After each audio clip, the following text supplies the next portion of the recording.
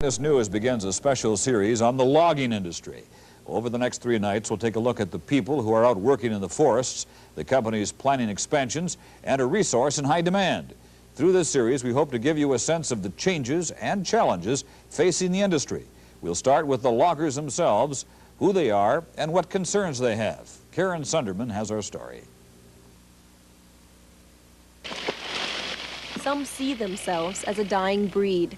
The small, independent logger, the backbone of the Northland's timber industry. Every year, some 4,500 loggers supply the growing paper and pulp mills with over 3 million cords of aspen and birch, pine and balsam. For over 50 years, Wayne Revell has cut and hauled trees near Floodwood. Well, it was much more work. Much more work. It was all done by hand. When it was 20 below, I'd go cutting. And the guys would come to work, well, when did you cut that wood? I said, yesterday when it was cold. I've got 100,000 feet of pine on the own place here to cut. I don't have to go any place to work. At 70 years old, he decided to sell his rig. Well, I'll miss it. I'll miss it. The mystique of the outdoors and hard work brought Richard Horseman into the logging business in the 50s. After trying other jobs in town, he found his niche in the forest. If you've got sawdust in your veins, there's nothing else that satisfies, you know. These two men and hundreds like them are seeing their jobs change, and that spells extinction, according to Horseman. I'm a dinosaur. I'm the last, probably, of this particular breed of people, the independent logger. Given the increases in demand, larger logging outfits are taking a bigger chunk of the available wood at auctions, forcing the independents to bid on larger amounts of stumpage to stay competitive. Horseman contends the timber users, the companies, keep prices low, forcing loggers to work as hard as they can to supply the mills.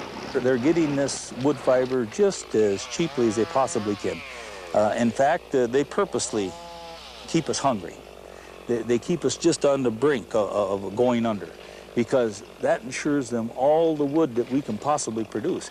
And workers' compensation costs eat up more than 40% of a logger's income.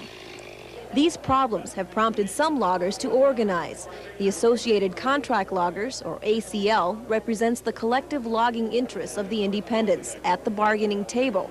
But efforts like this may be derailed by the nature of the logger himself. Nobody can agree.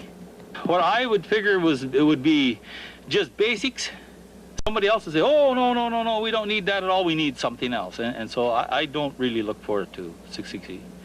Fighting for survival in a rapidly expanding industry, loggers are on the threshold of a new era. Leading the way are the major timber users, with $3 billion of expansions planned over the next 10 years.